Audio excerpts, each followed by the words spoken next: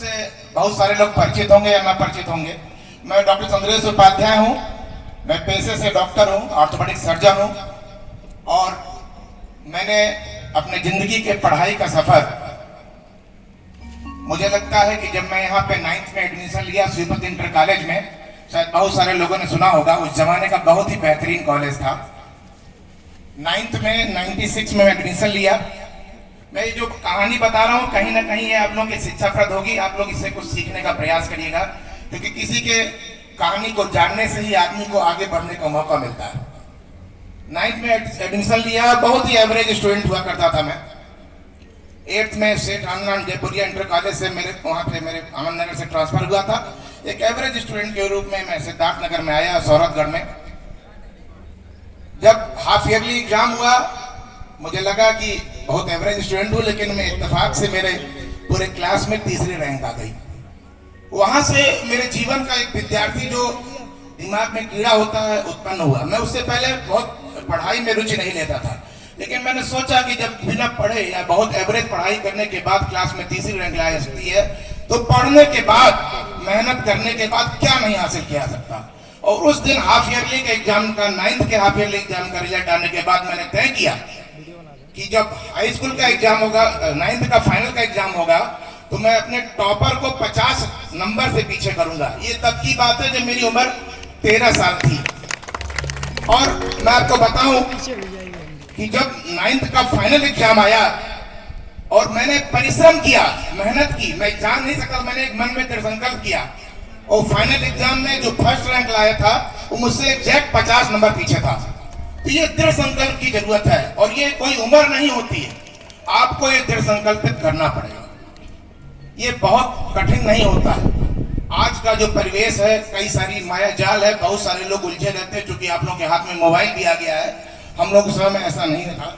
लेकिन मैं कहता हूं सब कुछ करिए, लेकिन पढ़ाई के प्रति रुचि बहुत आवश्यक है। एक हाई स्कूल के स्टूडेंट को मुझे लगता है कम से कम विद्यालय के अलावा 9 घंटे की स्टडी उसको करनी चाहिए। 9 घंटे विद्यालय के अलावा अगर कुछ बनना है आगे तो। इंटरमीडिएट के स्टूडेंट को लगभग 11 घंटे की स्टडी करनी चाहिए। ये मैं केवल कह नहीं रहा हूं, मैंने इसको खुद किया है। और आज भी मैं लगभग 18 से 19 घंटे काम करने के बाद ही बैठता हूं, क्योंकि कुछ करना है आगे। ये मोटिवेशन है आपके लिए। अगर कुछ करना है तो आपको मेहनत करनी पड़ेगी।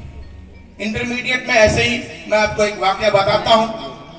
मेरे गुरुजी थे, सचिंदर त्रिपाठी हैं, अभी भी जिंदा है। वो मुझे फिजिक्स पढ़ाया करते थे।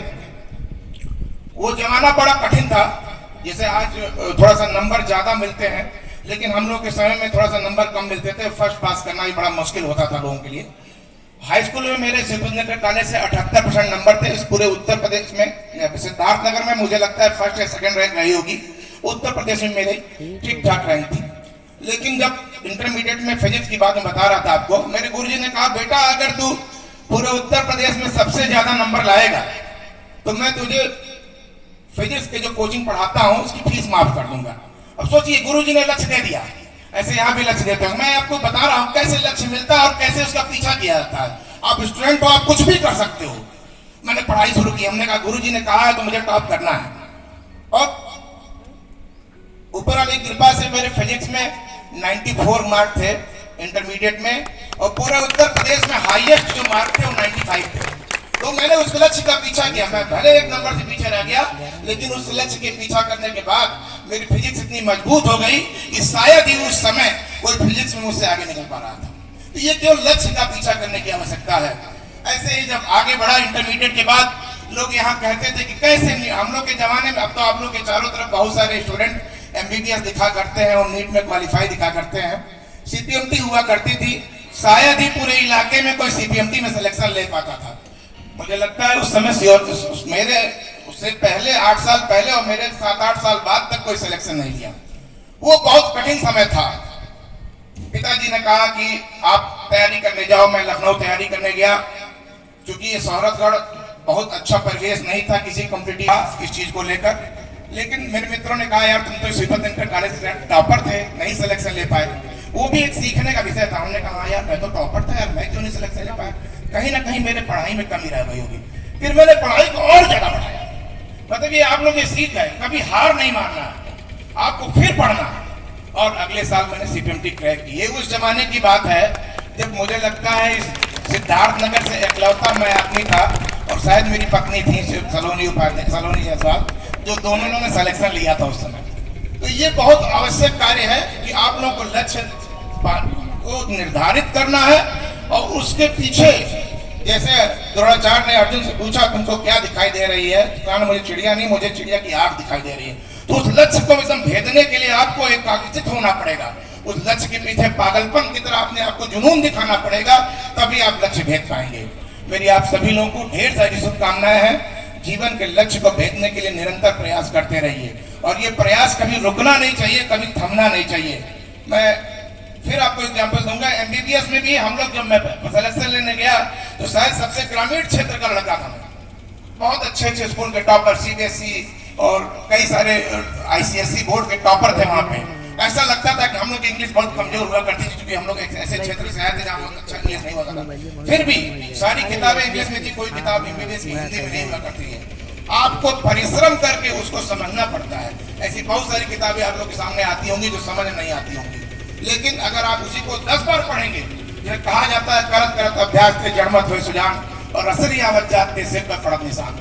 निरंतर प्रयास करने के बाद आप, अगर आपके साथी तेज स्टूडेंट है और उसको एक बार में पढ़ने पे याद होता है, तो कतई घबराने की जरूरत नहीं है। कोई जरूरी नहीं है वो आपसे आगे निकल जाएगा। आप समय निकाल के उसको 7 बार पढ़िए, लेकिन आप उसको पीछे कर सकते हैं। ये बहुत महत्वपूर्ण है। कोई भी विद्यार्थी कमजोर नहीं होता, बस उसको परिश्रम करने की आवश्यकता है। ये मेरी एक सीख है, परिश्रम करेंगे। और आप लोगों के इसी सीख से, मेरे पिताजी की इसी सीख से मैंने हाई स्कूल, इंटरमीडिएट टॉप किया, एमबीबीएस टॉप किया, एमएस टॉप किया, और आज आपके बीच में सिद्धार्थनगर में ऊपर वाले के दया से ऑर्थोपेडिक प्रैक्टिस में भी टॉप पे हूँ। इसका कारण केवल ये नहीं कि मुझे कोई प्रकृति कुछ मिल गया आशीर्वाद, इसका बस एक ही कारण है, निरंतर परिश्रम। सफलता की एक ही कुंजी है, परिश्रम। सफलता का कोई शॉर्टकट नहीं है। कभी भी इस जीवन में मत सोचिए कोई एक साथ एक दिन में यहाँ तक पहुंच गया है। बहुत सारे लोग यहाँ पर सोचते होंगे डॉक्टर साहब तो बहुत बड़े आदमी हैं। मैं आपको बता दूं, मैंने अपने जीवन का सफर, 2 जोड़ी कपड़े, आप लोगों के पास तो इस समय जो ड्रेस पहने हुए हैं, हम लोग के समय में हम लोग के पास स्कूल ड्रेस केवल हुआ करती, तीसरा कपड़ा नहीं हुआ करता था। चप्पल भी अक्सर टूटी हुआ करती थी, साइकिल भी अक्सर टूटी हुआ करती थी, लेकिन इरादे बुलंद थे तो आज यहाँ तक पहुंचे हैं। और आप लोग के माता पिताजी ने बहुत कुछ दिया है, और उस माता पिता के आप जो आकांक्षाएं हैं, इच्छाएं हैं, उसको परिश्रम करके साकार करिए। डॉक्टर बनिए, इंजीनियर बनिए, आईएएस बनिए, पीसीएस बनिए, बहुत बड़े पॉलिटिशियन बनिए, इस समाज में नाम करिए। आप सभी लोगों को मेरा ढेर सारा आशीर्वाद। जय हिंद, जय भारत।